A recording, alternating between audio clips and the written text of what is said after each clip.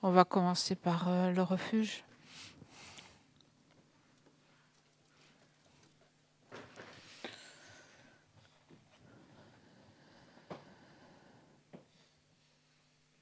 Jusqu'à l'éveil, je prends refuge en le Bouddha, le Dharma et la communauté suprême, la Sangha. Jusqu'à l'éveil, je prends refuge en le Bouddha, le Dharma et la communauté suprême, la Sangha. Jusqu'à l'éveil, je prends refuge en le Bouddha, le Dharma et la communauté suprême, la Sangha. Grâce aux deux accumulations réunies, par cette révision, puissais-je devenir un Bouddha pour le bien de tous les êtres. Grâce aux deux accumulations rassemblées par cette session de révision, puissais-je devenir un Bouddha afin d'être bénéfique à tous les êtres. Grâce aux deux accumulations rassemblées par cette session de révision, puissais-je devenir un Bouddha afin d'être bénéfique à tous les êtres.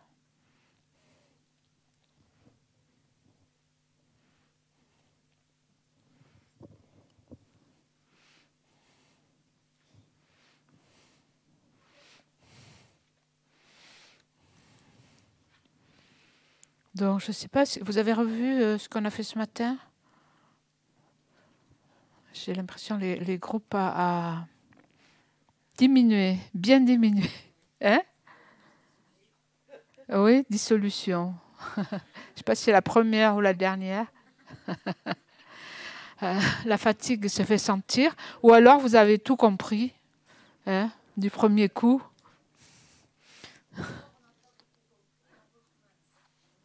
Ou alors on n'a pas compris et on recommence quoi? Oui, on relit. D'accord. Moi, je n'ai pas trop relu d'ailleurs, là, pour cette session. Parce que j'ai trouvé que la plupart de ce que Geshe avait dit c'était assez clair. Et c'était assez clair et c'est surtout dans le livre. Hein, beaucoup de ce qu'il a dit. Surtout en ce qui concerne l'état intermédiaire. Ouais.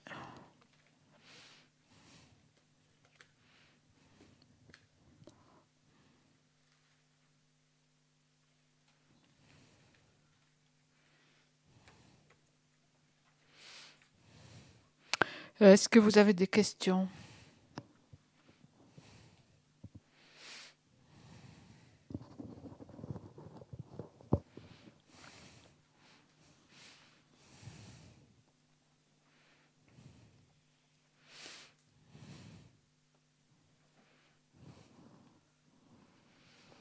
Ah ben ça va, c'est pas de questions. Oui, Myriam, prends le micro, s'il te plaît.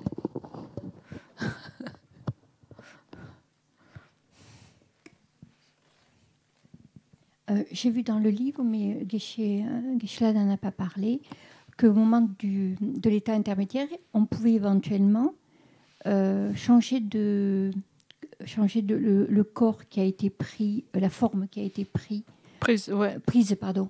Et donc, quels sont les facteurs qui permettent de changer de... Oui, la question est abordée. Hein. Donc, juste pour récapituler un peu, hein, donc je l'ai repris...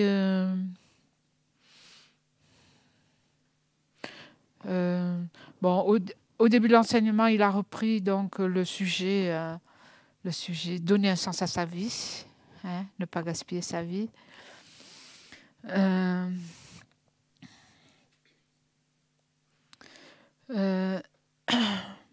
Et donc, comme dit Shantideva, il n'y a pas de plus grand égarement que de ne pas utiliser cette vie tant qu'on l'a, et donc nous encourager à ne pas se laisser aller à la torpeur et à la paresse. Hein? Donc après, il a repris l'explication sur la claire lumière de la mort, qui est la base pour, ou qu'on appelle aussi le Dharmakaya fondamental, la base pour développer le Dharmakaya, l'esprit d'un Bouddha. Et donc, on prend cette base sur le chemin et on va la transformer par la pratique des deux stades du tantra. Le stade de génération, qu'on appelle aussi développement, et le stade d'accomplissement. Je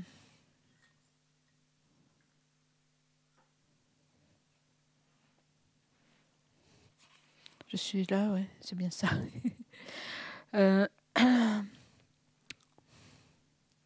Et donc, l'esprit de la claire-lumière se transforme en réalisation de la vacuité, en reconnaissant l'apparence pour ce qu'elle est, pour le vide.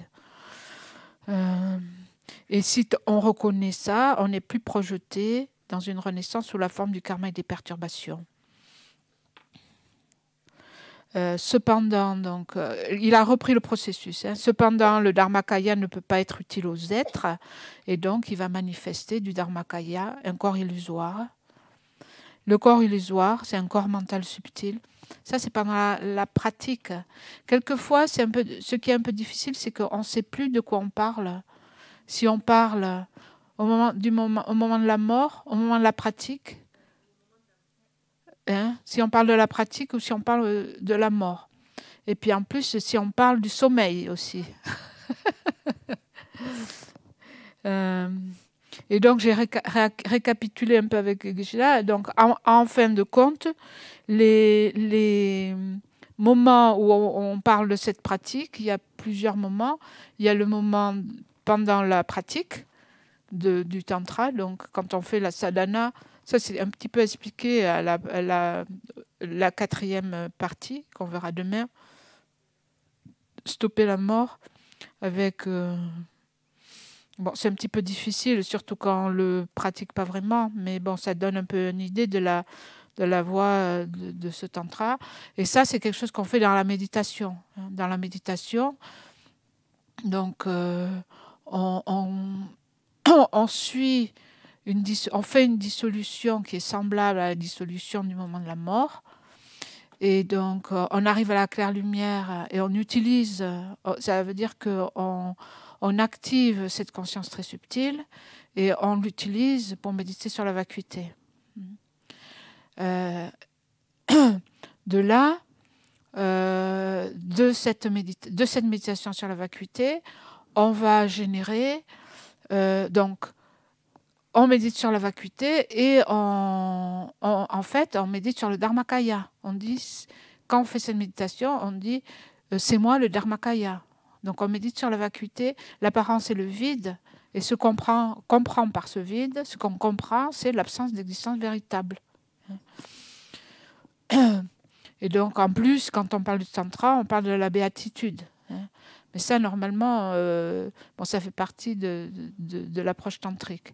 Ici, nous, on parle du tantra sans en parler. Et surtout, chez les Gelugpa, on est très à cheval sur les principes. On ne mélange pas forcément les tantras et les sutras. Et donc, en faisant cette pratique de méditation sur la vacuité, comme je disais, l'apparence et le vide, l'apparence et le vide. Ce qu'on comprend, c'est l'absence d'existence véritable. Et c'est moi le Dharmakaya. Donc on amène le résultat sur le chemin. Bien sûr, je n'ai pas atteint l'éveil, mais en fait, on s'identifie à cet état comme étant mon Dharmakaya résultant. De là, dans la pratique, en fait, de là, on va sortir quand on sort de cette claire lumière, similaire au moment de la mort quand on rentre dans l'état intermédiaire. On va se générer sous la forme souvent d'un symbole ou d'une syllabe, syllabe ou d'un symbole. Ou d'une lumière qui représente le Sambhogakaya. Et ça, c'est en fait l'esprit de claire lumière, l'esprit qui médite sur la vacuité, lui-même se génère sous la forme de ce Sambhogakaya.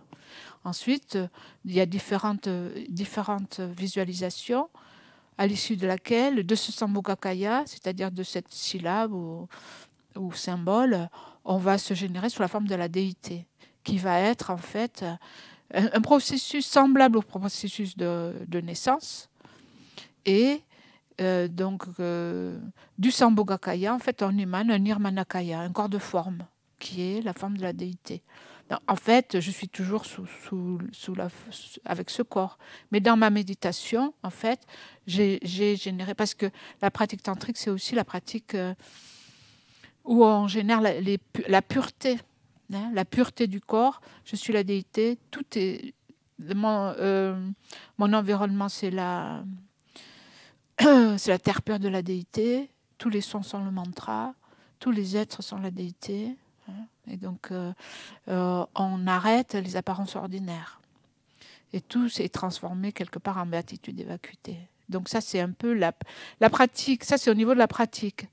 Qui utilise, donc c'est le même processus que la mort. Hein, c'est-à-dire dissolution, méditation sur la vacuité.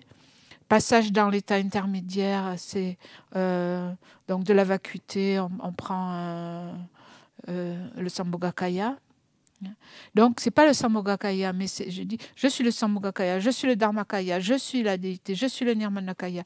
C'est une imagination, jusqu'à ce que l'on le fasse vraiment dans l'étape d'accomplissement. Dans la première étape, on s'exerce, on prétend, et dans l'étape d'accomplissement, on le fait parce qu'on dissout les vents et on fait vraiment s'éveiller cet esprit très subtil. Donc ça, c'est pendant la pratique. Hein. Après, pendant à la mort, à la mort, c'est pareil. À la mort, sauf qu'à la mort, ça arrive vraiment.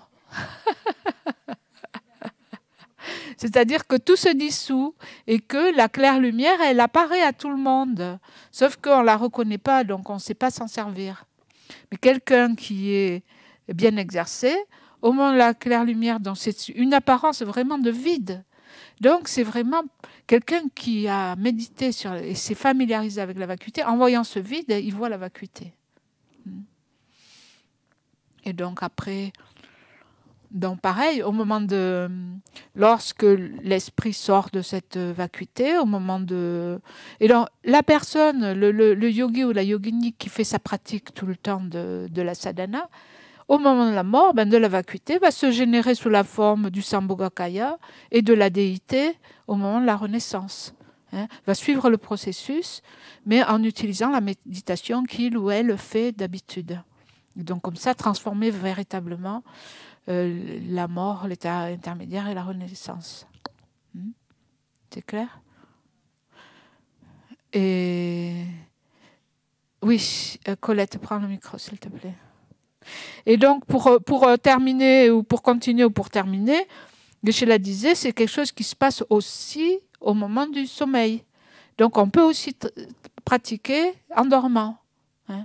C'est-à-dire qu'au moment du sommeil, le sommeil profond, au moment du sommeil, quand on tombe... Excusez-moi, mais je continue, parce que quand on s'endort, il y a une dissolution, mais c'est quelque chose de similaire. C'est pas comme à la mort, parce qu'à la mort, c'est vraiment tout se dissout, tandis que là, c'est quelque chose de similaire. Donc, on peut essayer d'utiliser ça pour dormir justement dans la claire lumière, et donc transformer ça en méditation sur la vacuité. Et de là, quand on générait un corps de rêve qui est semblable en fait au Sambhogakaya, qui a des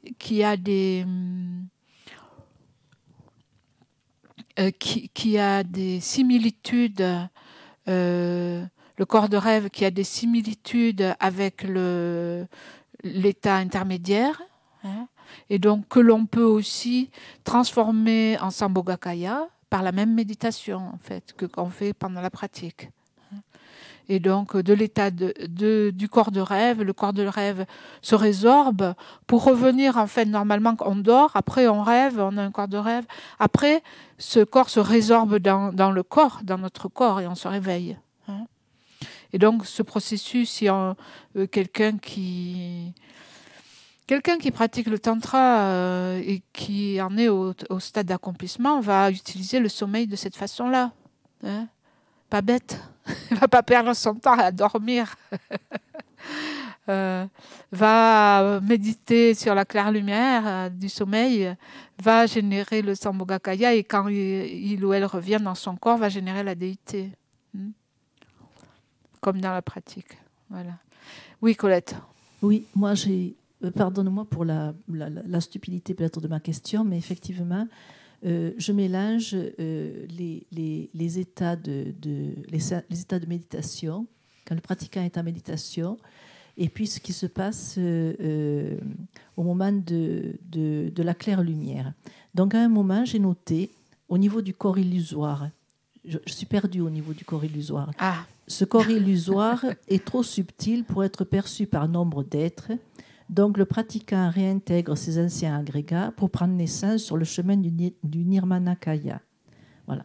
Alors, là, je ne comprends pas ce corps illusoire, si c'est quelque chose dans quoi se projette par la pensée, par le biais de la méditation, le pratiquant tantrique, ou si c'est quelque chose qui existe effectivement, qui se produit effectivement au moment de la claire lumière, avant l'entrée dans le bardo pour certains pratiquants très avancés. Ok. Donc je vais relire là, hein, parce que je vois ce que tu dis, j'ai pris des notes.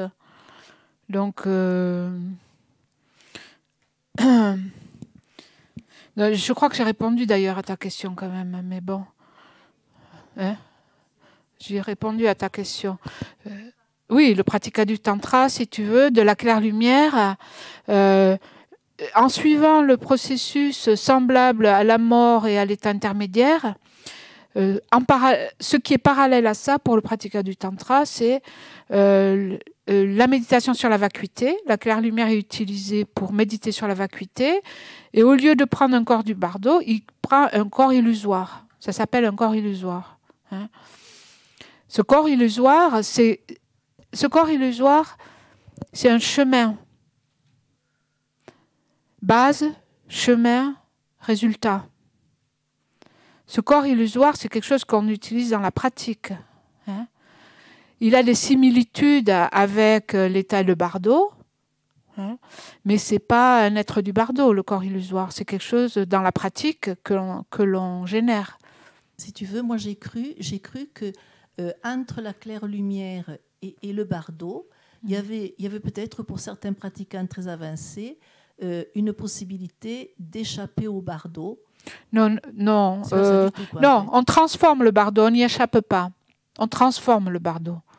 C'est-à-dire que on rentre dans le bardo sous la forme d'un corps illusoire, si tu veux. On prend le corps d'un bardo, mais sous la forme d'un corps illusoire, en continuant la pratique. On le transforme en Sambhogakaya. Oui, mais c'est dans la pratique, ça. Ça, c'est la pratique, oui. Moi, mais la pratique, mais quelqu'un qui peut pratiquer pendant la mort va faire ça. Nous, on ne va pas prendre un corps illusoire quand on va mourir. Sauf si tu es une grande pratiquante, j'en sais rien. Mais si on n'est pas des grands pratiquants, pendant la mort, on va dans le bardo. La personne qui meurt et qui est un grand pratiquant, si tu veux, va suivre le processus, mais va le transformer. Et à l'arrivée, il va prendre quel genre de renaissance? C'est ça la question, je n'arrive pas à faire le lien. Je comprends ce que tu dis, enfin je crois que je comprends. Mais le grand... Je vais lire les notes, là, justement, ce dont tu parlais, puis on va voir si ça éclaircit ou pas. Donc, l'esprit de claire lumière se transforme en réalité. Reconnue l'apparence pour ce qu'elle est. Donc, en parlant de reconnaître donc l'apparence de la claire lumière pour ce qu'elle est, pour méditer sur la vacuité, ce Dharmakaya ne peut être utile aux autres. La personne qui médite, soit en méditation, soit pendant la mort, si tu veux, médite, en fait, prend la méditation, prend la claire lumière pour méditer sur le Dharmakaya. Une fois que la personne est dans le Dharmakaya, c'est l'esprit du Bouddha, si tu veux, dans la vacuité, ce Dharmakaya ne peut pas être utile aux autres. C'est la motivation un peu. Hein. Donc, il va manifester un corps illusoire qui est un corps mental subtil, pur ou impur, selon la vacuité, selon que la vacuité est réalisée directement ou pas. Ce corps illusoire va permettre d'agir pour le bien d'autrui. Mais ce corps illusoire est trop subtil pour apparaître à de nombreux êtres, et donc le pratiquant va reprendre naissance en réintégrant son corps, ce qui revient à prendre la naissance sur le chemin du Nirmanakaya. Donc ça, c'est la pratique d'amener les 3 corps sur le chemin. Donc, en effet, quand on lit ça, ça peut se lire à plusieurs... c'est ce que je disais tout à l'heure. On se demande si on est au moment de la pratique ou si on est au moment de la mort. Voilà. Mais ça s'applique aux deux, en fait. Parce qu'il y a un parallèle entre les deux. Hein? Donc, si tu veux, la personne qui médite sur la mort, sur la claire lumière, c'est ce que je disais tout à l'heure. La personne qui médite sur la claire lumière, si tu veux, dans la pratique, va générer, va sortir de la claire lumière et donc va générer semblable à un corps de l'état intermédiaire, semblable à ça, va générer une syllabe, hein, ou une forme subtile. Hein, une forme subtile qui est en fait un corps illusoire, hein, qui est un corps mental. Et de là, ensuite, la personne va revenir dans son corps, mais en méditant de prendre le corps de la déité.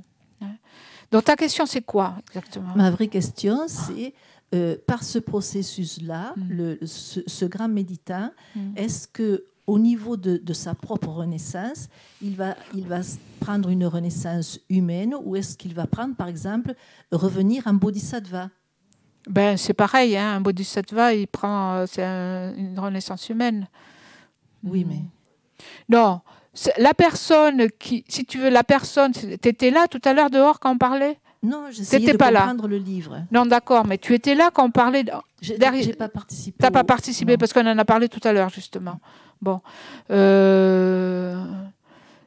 Non, la personne, si tu veux, le bodhisattva ou la personne qui... Bon, on a parlé des tulkus, les corps d'émanation. Hein. La personne qui suit ce processus au moment de la mort, elle va méditer sur la claire lumière, elle va prendre, donc elle va traverser l'état intermédiaire sous la forme d'un corps illusoire, hein, donc transformer le bardo en fait en Sambhogakaya, et au moment de la renaissance, va prendre renaissance. Seulement cette personne, si c'est un bodhisattva, va diriger sa renaissance, si tu veux, va pas être sous le coup du karma des perturbations, et va prendre une renaissance en relation avec ses prières et son aspiration à être bénéfique aux autres. Donc va prendre une renaissance, on peut dire normale, mais qui est, c'est-à-dire sous forme humaine par exemple, hein, comme les tulkus, comme ça c'était le Dalai Lama. Mais qui est contrôlé et qui est pour pouvoir assurer sa mission d'être utile aux êtres, etc. Et si tu veux, au niveau de la pratique tantrique de ce méditant, si c'est quelqu'un qui contrôle ce processus, si tu veux, au niveau du bardo, donc il va se visualiser, il ou elle va se visualiser comme le Sambhogakaya de la déité. Et au niveau de la renaissance, en prenant renaissance dans le corps d'un enfant, hein, va visualiser, en fait, prendre renaissance dans le corps de la déité. Ça va? D'accord, bon. Tu avais une question, Françoise? Tu prends le micro, s'il te plaît. C'est un peu la suite. Est-ce que tous les bodhisattvas et la bodhicitta, est-ce que tous ils font des pratiques tantriques? Non, parce que voilà, c'est ça le problème, c'est qu'on commence à parler des tantras. Personnellement, moi, je savais pas trop ce que c'était tout ça. Ben, c'est normal. Hein. Et alors, parce que voilà, par exemple, alors les tulkus, les yogis, les sadhanas. Pour moi, c'était des gens un peu à part de la bodhicitta, des bodhisattvas et des bouddhas. Je ne pensais pas que... Non, dans le Mahayana, il y a deux Dans le Mahayana, il y a deux types d'enseignements. Il y a les sutras et les tantras. C'est tout du Mahayana. Le sutra, c'est la base. Les tantras, c'est ce qui se pratique à partir des sutras et pas à part des sutras, hein, sur la base des sutras. Donc toujours avec la bodhicitta. Toujours avec la bodhicitta, si tu veux. Seulement, le tantra, c'est une méthode spéciale, si tu veux, particulièrement qui utilise le corps subtil et l'esprit très subtil. Mais le but est le même. Hein. La vacuité est la même, la bodhicitta est la même. Hein. Donc, c'est pas à part. Après, si tu veux, tu peux avoir des tantras qui ne sont pas bouddhistes. Tu vois ? Je croyais que les tantras, c'était plutôt les yogis.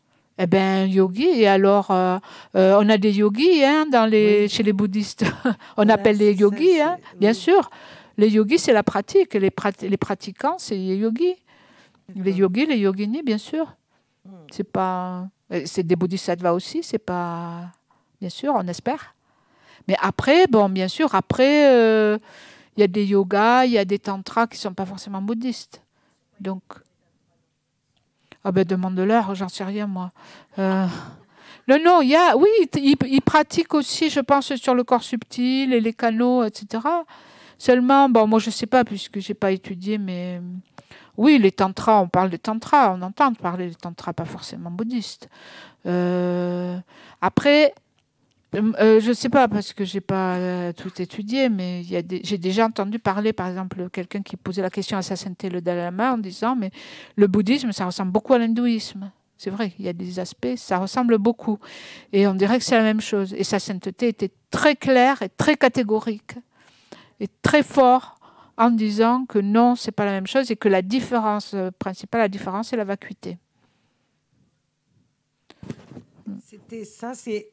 Est-ce que, parce que la bodhicitta, c'est la sagesse ultime qui a réalisé la vacuité, mais est-ce que justement ça amène à des pratiques tantriques? Non. Alors, la bodhicitta, ce n'est pas la sagesse ultime qui a réalisé la vacuité, ce n'est pas ça. La bodhicitta ultime, oui, c'est ça, mais normalement, la bodhicitta, on parle de la bodhicitta conventionnelle et la bodhicitta ultime. La bodhicitta conventionnelle, c'est l'aspiration à devenir un Bouddha pour le bien de tous les êtres. Et il y a la bodhicitta ultime qui est la sagesse qui réalise la vacuité. Donc, en principe, on pratique les deux. Après, bien sûr, vous pouvez avoir des bodhisattvas qui ne pratiquent pas le tantra. Comme j'ai dit, dans le Mahayana, il y a les sutras et les tantras, et les deux ont la bodhicitta. C'est-à-dire tout le monde ne pratique pas forcément le tantra. Ça dépend des écoles aussi.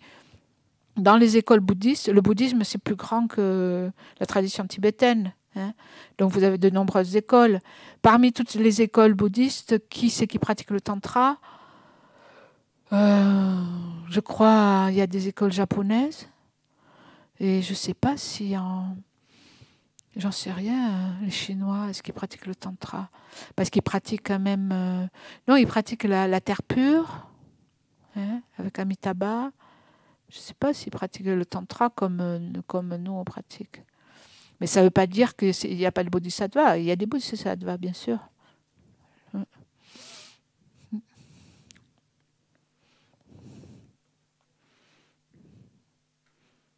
Et donc, on a parlé du bardo pour connaître mieux le corps illusoire auquel il s'apparente. Donc, le bardo, l'état intermédiaire.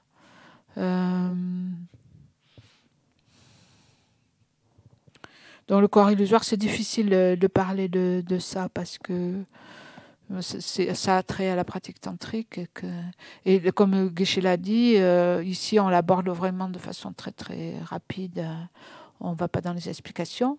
Pour la bonne raison aussi que normalement, le véhicule des tantras, c'est le véhicule secret. Ça veut dire qu'il y a beaucoup de choses qu'on ne révèle pas. Il faut avoir pris des initiations, etc.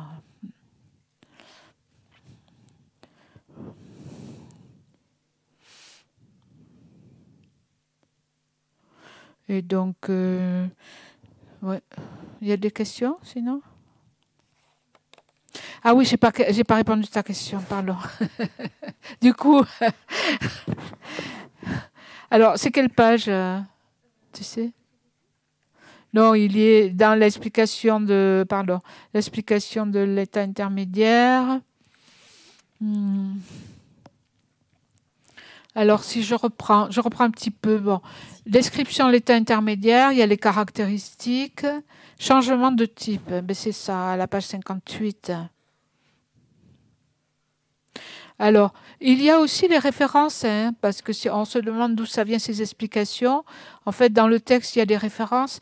Et puis, vous voyez aussi les références dans la préface, Jeffrey Hopkins, à la page 27. Hein. Ce texte, à propos de ce texte, d'où vient cet enseignement, en fait, il vient de quel sutra et de quel texte? Vous l'avez à la page 27.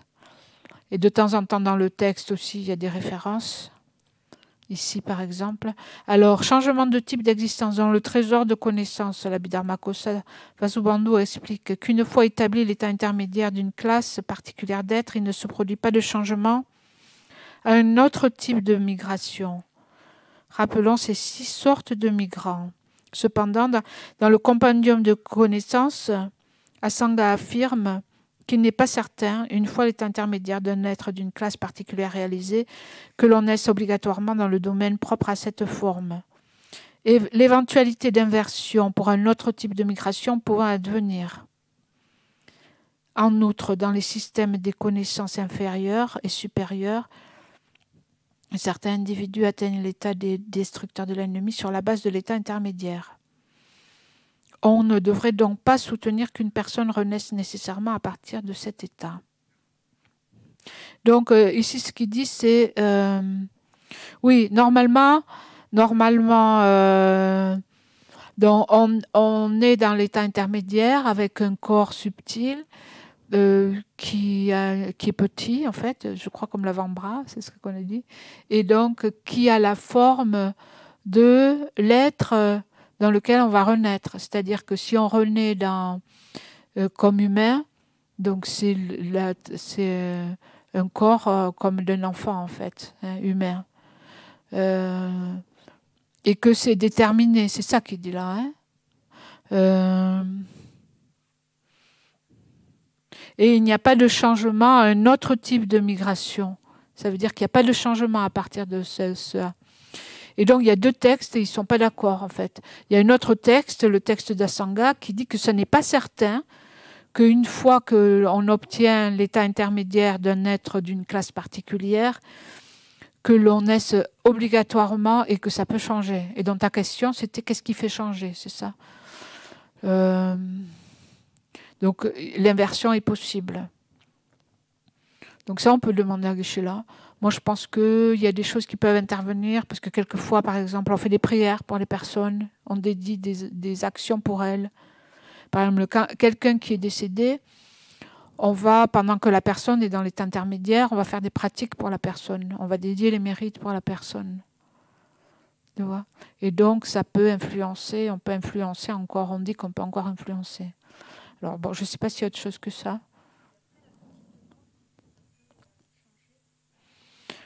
C'est ce qu'on dit. On dit que étant donné que dans le bardo, l'être, en fait, il y a une petite mort au bout de 7 jours, hein, à hauteur de 49 jours. Donc c'est pour ça qu'on fait des pratiques particulièrement tous les 7 jours, hein, après la mort le décès de quelqu'un. Par exemple, si quelqu'un est mort mercredi soir, le mercredi soir suivant ou avant même, on va faire des pratiques et on dit que c'est parce qu'on peut éventuellement influencer le cours des choses parce qu'il y a une petite mort à ce moment-là et qu'il y a une possibilité, c'est ce qu'on dit. Ouais. Donc c'est peut-être lié à ça, justement de dédier des pratiques pour cette personne. Donc apparemment ça devrait être... Vous avez rendez-vous, ok, super, merci.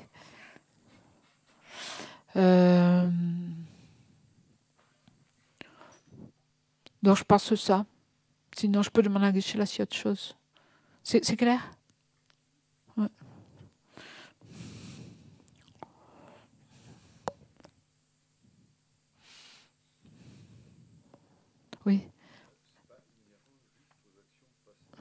prenez le... On dit que tous les 7 jours, on peut influencer, mais c'est pas juste inhérent aux actions passées de la personne, Oui, normalement... à l'empreinte karmique. Au karma, oui, bien sûr.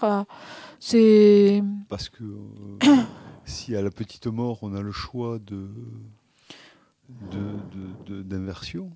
C'est-à-dire, à la petite mort, ce qui se passe, c'est qu'il y a un changement d'état.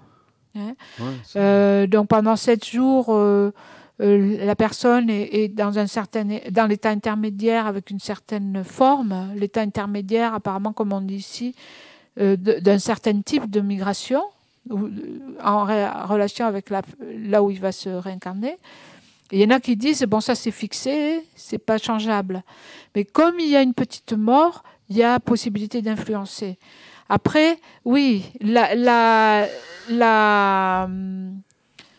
beaucoup de facteurs qui... Si l'empreinte karmique est profonde.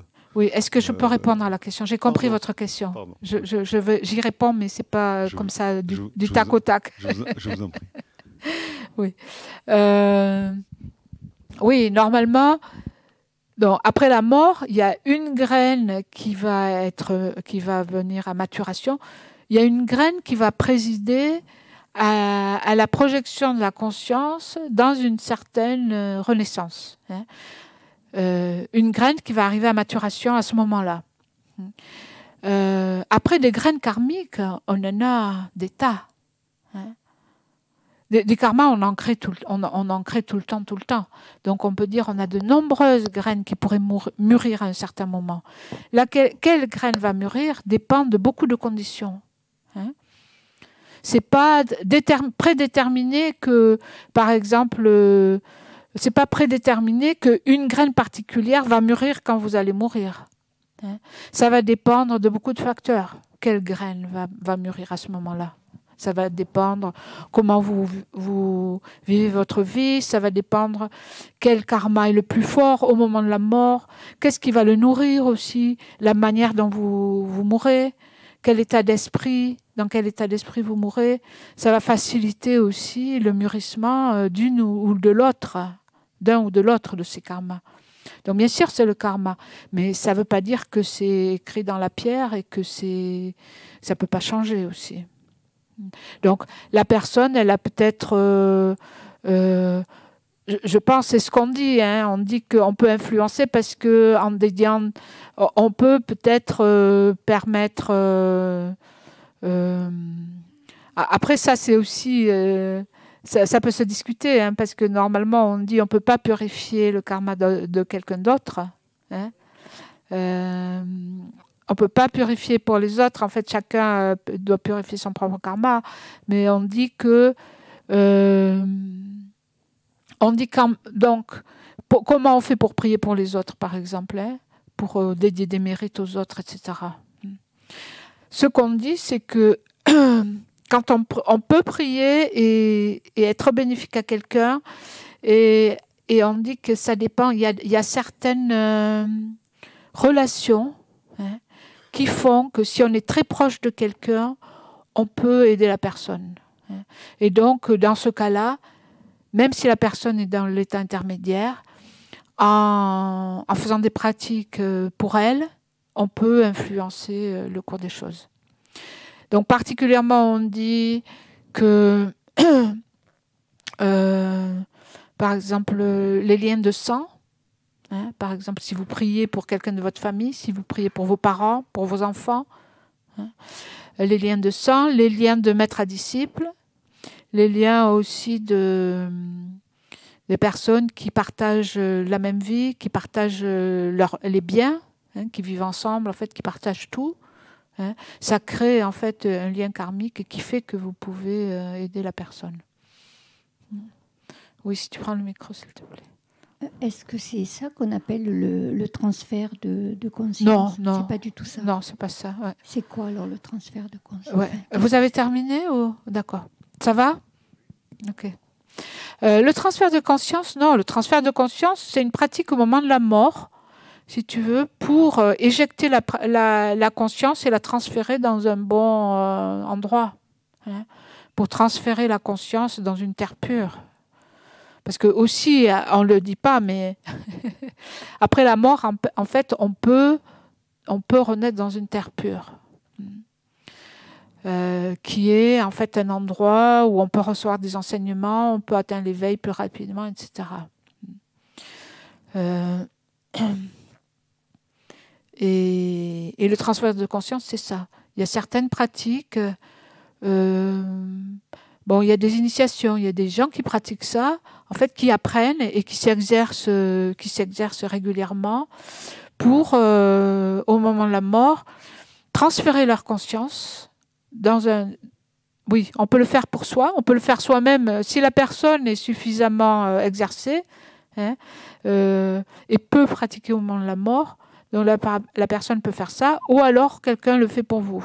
Hein. On demande à un maître ou quelqu'un qui a l'expérience, qui a le pouvoir, pour faire le transfert de conscience de quelqu'un, pour transférer cette conscience dans un bon endroit. Après, donc il y a un rituel particulier avec des répétitions de syllabes, hein, pour transformer, pour faire sortir la conscience et la transformer, la transférer.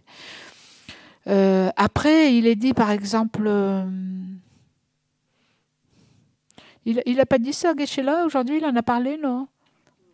Il n'a pas parlé de transfert de conscience, hein? En principe, on dit... quel est le meilleur transfert de conscience? Il a dit. Dans quel contexte il a dit? C'était pas en parlant du maître? En parlant du maître. Voilà. Le meilleur... Qu'est-ce qu'il a dit? Le meilleur transfert de conscience, mais je ne sais plus qu'est-ce qu'il a dit. Parce que le meilleur transfert de conscience, ça dépend... ça peut être différentes choses. Tu as marqué, oui.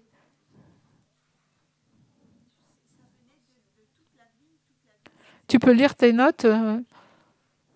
Oui, ça vient de... Oui.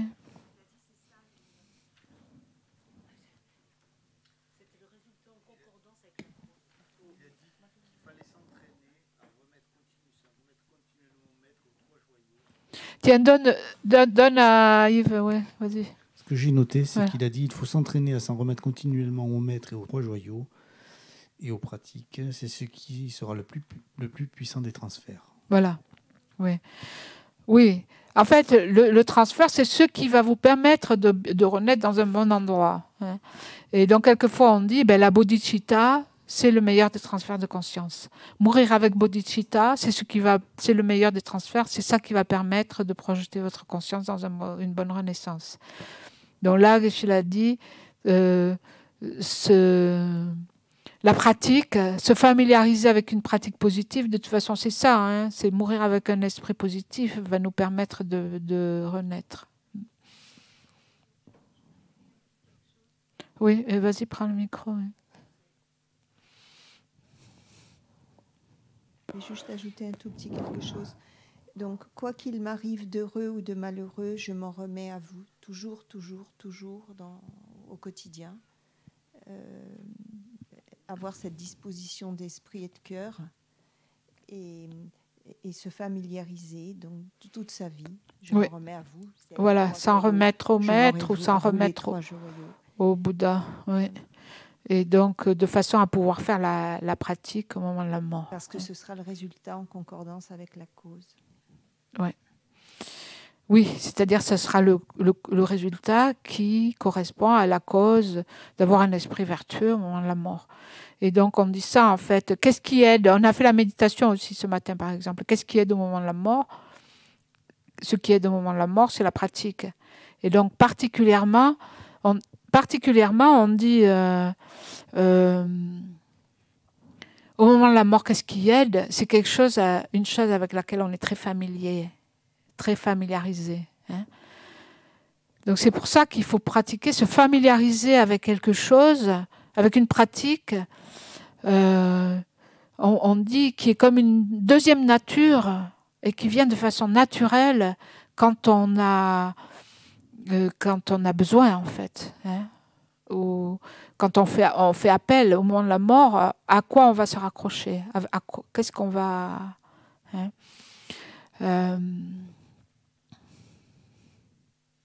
et c'est pour ça, bon, par exemple, bon, au niveau de la pratique tantrique, comme on dit, on fait cette pratique de prendre la claire lumière, etc. On se familiarise avec ça, et aussi avec le processus, hein, en faisant donc les différentes... bon, quand on pratique le tantra, il y a des façons de faire les différentes dissolutions. Avec les différentes apparences, on se familiarise avec ces apparences qui viennent l'une après l'autre, et pour pouvoir reconnaître la claire lumière de la mort. Et donc essayer de pratiquer ça. Donc il faut être très familiarisé avec ça. Après, on dit au moment de la mort, c'est pas le moment d'avoir. C'est bien d'avoir un maître ou d'avoir des compagnons du Dharma à côté de nous qui vont nous rappeler notre pratique. Et même dire le nom du Bouddha, le nom du maître à votre oreille, avoir sous les yeux des images qui vous rappellent votre pratique, etc. Donc c'est ça qui est conseillé au moment de la mort. Pas avoir les photos de votre famille,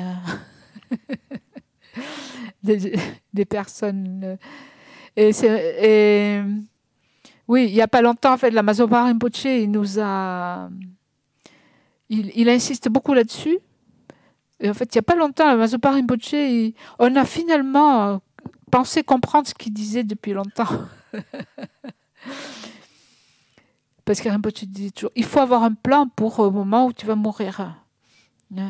Et bon, moi, je me rappelle avoir entendu Rinpoche dire ça. Et je me dis, qu'est-ce qu'il veut dire il faut savoir où c'est que je vais en être ou quoi, tu vois. Il faut se projeter, ou je ne sais pas. Et Rinpoche a rigolé. Mais en fait, ce qu'il voulait dire, et il nous a dit d'ailleurs, il faut écrire. Il faut écrire qu'est-ce que vous voulez faire au moment de la mort. Il faut le mettre par écrit en sachant à quoi tu veux penser. Hein. Quelle est la pensée qui va te permettre en fait de bien mourir, de faire le passage. Quelque chose que tu as bien pratiqué, avec laquelle qui est comme une seconde nature que tu vas pouvoir utiliser. Je n'ai pas encore réfléchi. Hein? Il faut se dépêcher. Ouais.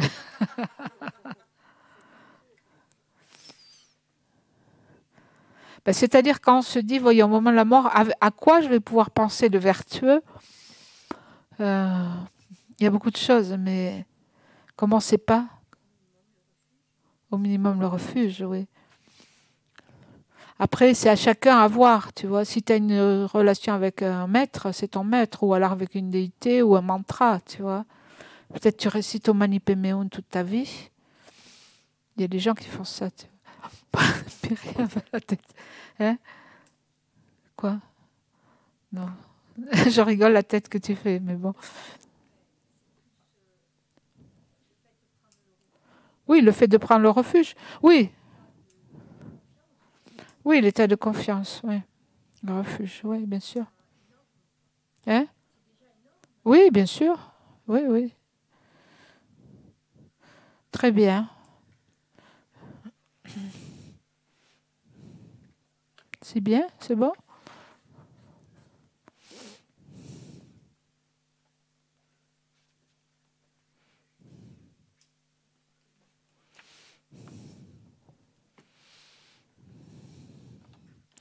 Donc, il y a plusieurs caractéristiques de l'état intermédiaire. C'était clair, sinon, ça va? Vous avez plus de questions?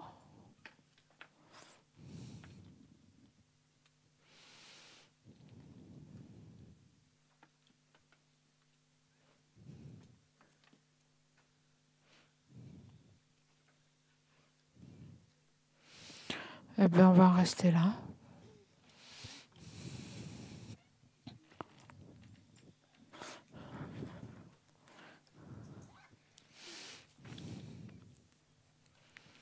Juste une petite chose, dans les enseignements précédents, il est arrivé souvent qu'on évoque ce sujet-là, du fait que les instants de conscience se succèdent et que au moment de la mort, le dernier instant de conscience qu'on a, c'est-à-dire une pensée, peut-être le tremplin, peut-être ce qui va provoquer le mûrissement d'une graine karmique qui va nous faire renaître sous un aspect ou sous un autre. Et on n'a pas trop abordé ce sujet-là pendant tout ce voyage. Non, Mais, c'est ce qu'on dit là maintenant. Hein. De toute façon, c'est ça qu'on dit. C'est Et l'état de, c'est ce dont on parle maintenant en fait, l'état de notre conscience au moment de la mort. En fait, on dit il y a deux choses. Hein. Il y a nos actions, le karma, et l'état de conscience qu'on a au moment de la mort. Mais là, on l'a pas abordé, non, parce que ça fait pas partie de. c'est quand même ce qui va déterminer en gros Oui. la vie suivante. Et que ce qui est un peu délicat, c'est le fait que, par exemple, si on ressent, si on a froid, par exemple, on se retrouverait dans un endroit où on aurait froid, un accident et tout ça, le fait d'avoir froid peut provoquer de renaître dans un endroit chaud. Et le fait d'avoir chaud, par exemple, renaître dans un endroit froid, enfin, ça peut provoquer la renaissance dans des enfers particuliers, par exemple. Oui, je crois que ça, Sainte en parle ici, non ? C'est... Oui, mais c'est pas... Oui. C'est un peu indépendant de la volonté, parce que ça, c'est des ressentis qui sont très physiologiques, qui peuvent pas forcément...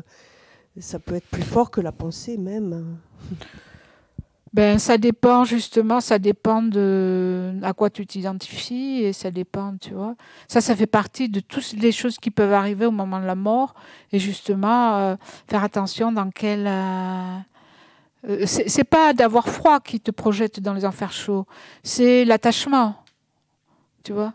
C'est pas d'avoir froid ou chaud, c'est le fait d'être attaché au contraire. Hein.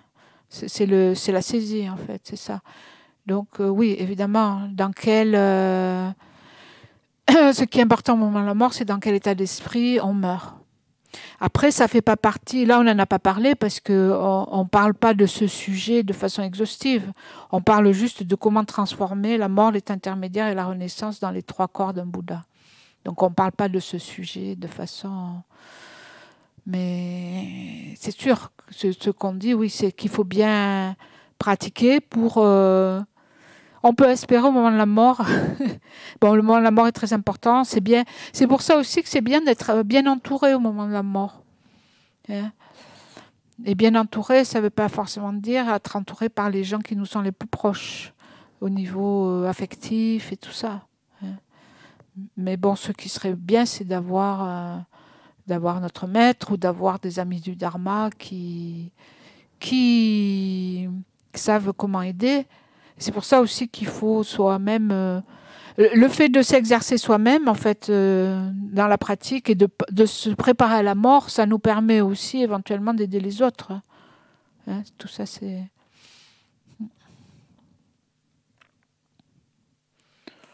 Très bien. Oui, Colette, vas-y, tu prends le...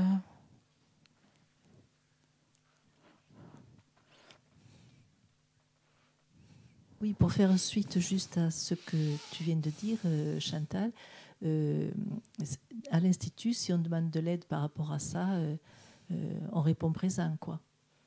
Voilà, je voulais juste dire que... Parce que moi, j'ai demandé de l'aide par rapport à ça pour le moment de ma mort. Et voilà, l'Institut est très présent. Je voulais juste faire passer le... Oui, en principe, il y a une personne... Mais là, je ne sais pas qui c'est qui fait ça maintenant. En fait, c'était la Vénérable Michel qui était plus ou moins dépêchée par exemple, s'il y a des personnes en fin de vie, etc., qui ont besoin de soutien. Bon, jusque Geshe-la aussi, il rend visite à des personnes, hein, quelquefois. Il ne faut peut-être pas trop le lire. Mais bon, s'il y a des personnes en fait...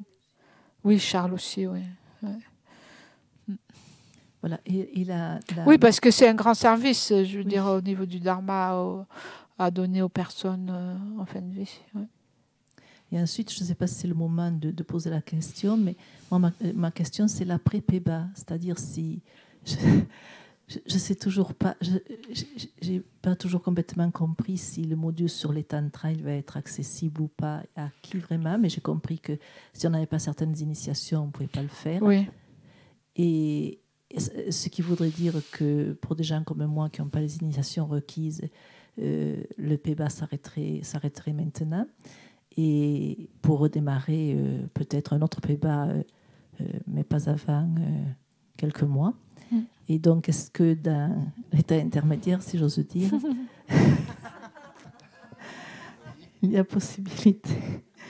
possibilité de continuer quelque chose à l'Institut? Je veux dire, oui, de toute façon, à l'Institut, il y a toujours des enseignements. Donc, ce module-là, il va être terminé. Donc, les personnes il va y avoir une évaluation. Pour les personnes qui suivent le programme, qui sont inscrites et qui font tout. Ensuite, donc, il reste le module sur les tantras. Donc, j'ai essayé, Geshe-la a dit qu'il en parlerait, mais il n'y a plus que demain. Donc, j'essaie vraiment de lui demander d'en parler. Mais en bref, c'est ça. Il y a 4 niveaux de tantra. Vous pouvez suivre les enseignements si vous avez l'initiation qui correspond. Si vous avez une initiation du plus haut yoga tantra, vous pouvez prendre tous les enseignements. Si vous avez que l'initiation de Chenrezig, par exemple, vous pouvez suivre que le premier enseignement sur le tantra de l'action. Et en fait, aussi, ce qu'il y a, c'est que il s'agit d'une initiation et pas d'un wang et pas d'un jenang, c'est-à-dire d'une initiation et pas d'une permission consécutive. Oui. C'est pas pareil. Par exemple, je pense que ce que Yansi Rinpoche donne, ça n'est pas une initiation complète. C'est un jenang.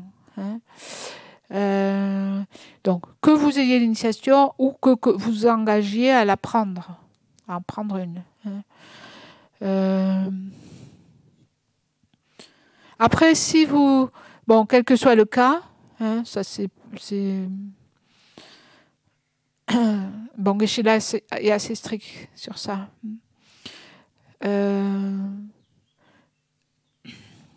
Ensuite, quel que soit le cas, donc vous faites le dernier module ou vous ne faites pas le dernier module. Donc, un nouveau PEBA va recommencer sûrement en octobre l'année prochaine, 2019, avec le Lamrim. Donc, vous pouvez refaire un PEBA. Ou alors, je pense ce qui va être mis en place à partir... On est quoi là? À partir d'octobre, Geshe-la va enseigner les 37 pratiques des bodhisattvas, en principe, spécialement en ayant aussi en tête les personnes qui ont terminé la découverte du bouddhisme, parce qu'on en est à la 7e année du PEBA. Ça veut dire que depuis 7 ans, les personnes qui ont fait découverte du bouddhisme, elles n'ont pas pu intégrer le PEBA. Et donc, il y en a qui sont comme ça, qui attendent. Et donc, spécialement pour les personnes de la découverte du bouddhisme, mais c'est bon pour tout le monde, bien sûr, Geshe-la va enseigner les 37 pratiques à partir d'octobre. Mais vous savez que Geshe-la, il enseigne toujours un autre sujet. Tous les mois, il y a un week-end PEBA et un autre week-end. Donc, il enseigne toujours, même si vous ne faites pas le PEBA, il y a toujours un autre week-end. Qui est bien aussi, bien sûr. C'est un complément de...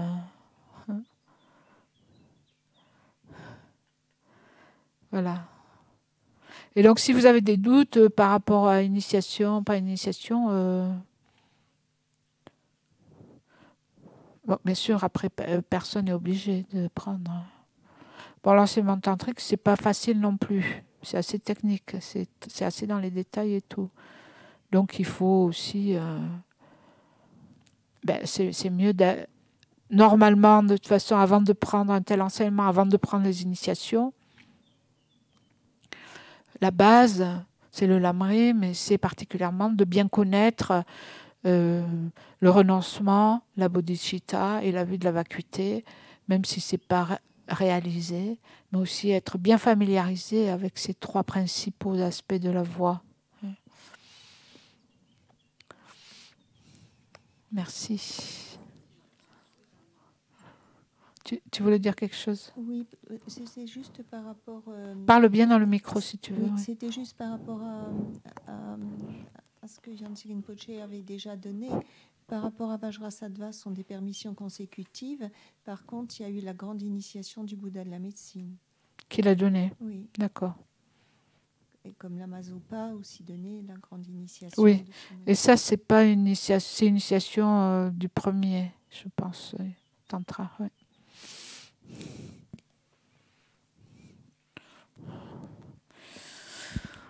On prend le livre de prière à la page 91 pour les prières de dédicace.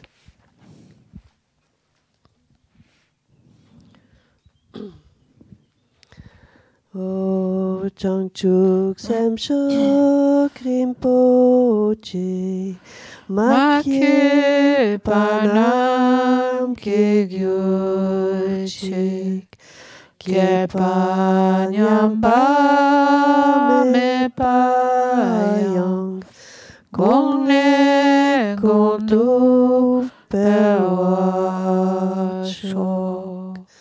Doni Tawa Rinpoche Makye Panam Kegyurchik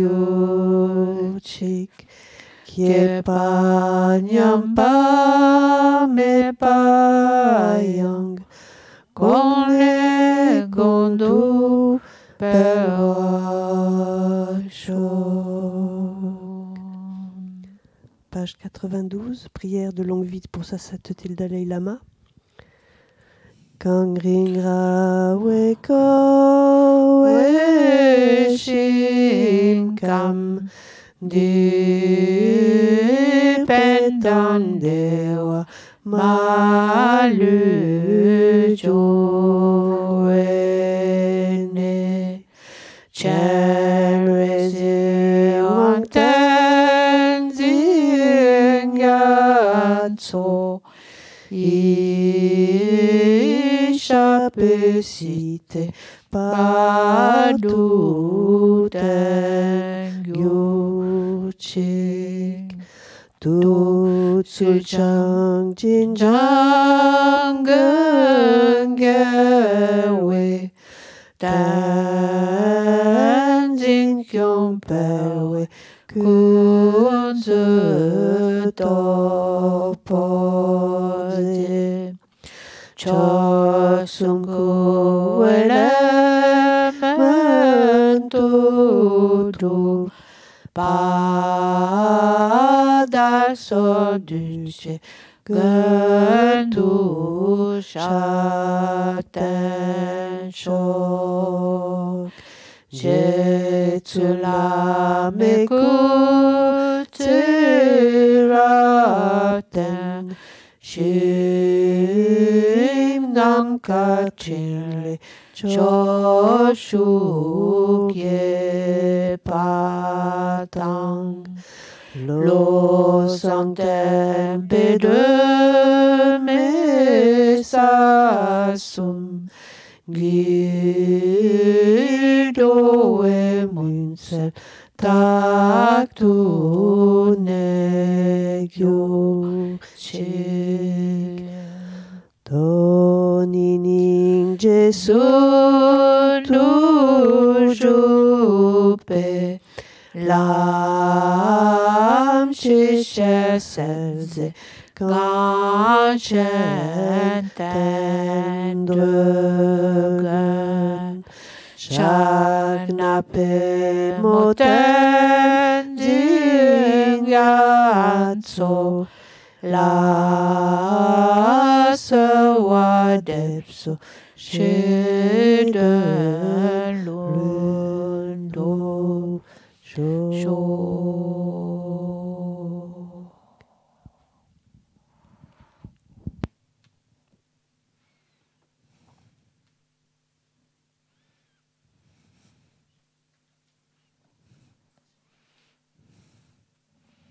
Bonne soirée.